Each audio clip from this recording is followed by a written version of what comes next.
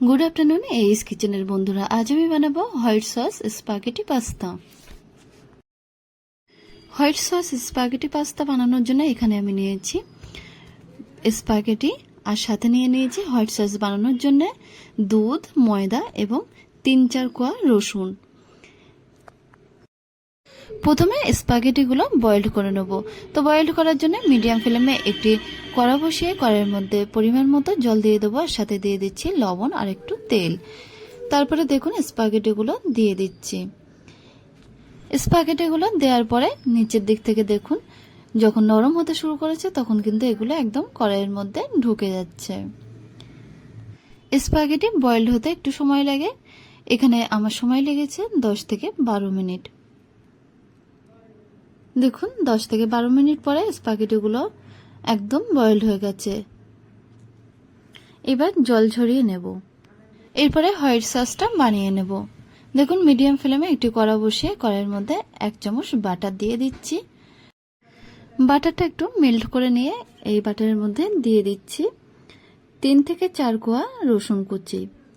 দেখুন রসুনগুলো একদম ছোট ছোট করে কেটে নিয়েছি, সেটা বাটারের মধ্যে দিয়ে দেব।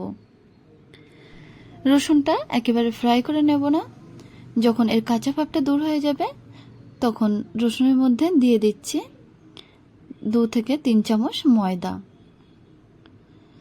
দেখুন ময়দা দিয়ে দিয়েছি। এরপরে ময়দাটা বাটারের সঙ্গে বেশ ভালোভাবে মিশিয়ে নিয়ে একটু ফ্রাই করে নেব। ময়দাগুলো একটু হালকা ফ্রাই করে নেব।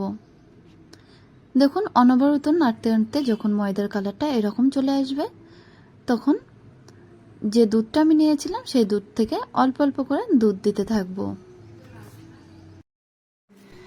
এক হাত দিয়ে দুধটা অল্প অল্প করে ঢালতে হবে আর একদিকে আর এক হাত দিয়ে এই সসটা বানিয়ে নিতে হবে। দেখুন দলা দলা পেকে যাচ্ছিল, সেই জন্য আমি একটা হ্যান্ড হুইস ইউজ করছি। এতে করে দুধের সাথে ময়দাটা বেশ ভালোভাবে মিশে যাবে।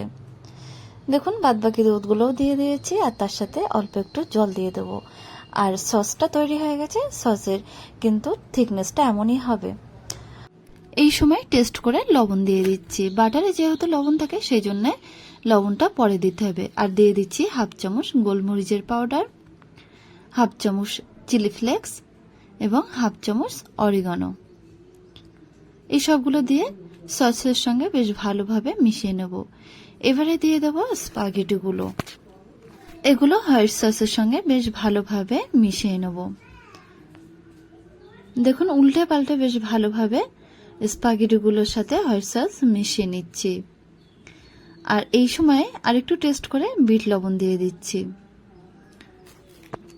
স্পাগেটিগুলো একটু শুকনো শুকনো যখন হয়ে আসবে, অর্থাৎ হোয়াইট সসগুলো স্পাগেটির গায়ে লেগে যাবে, তখন গ্যাসের ফ্লেমটা অফ করে নামিয়ে নেব। তৈরি হয়ে গেছে হোয়াইট সস স্পাগেটি পাস্তা।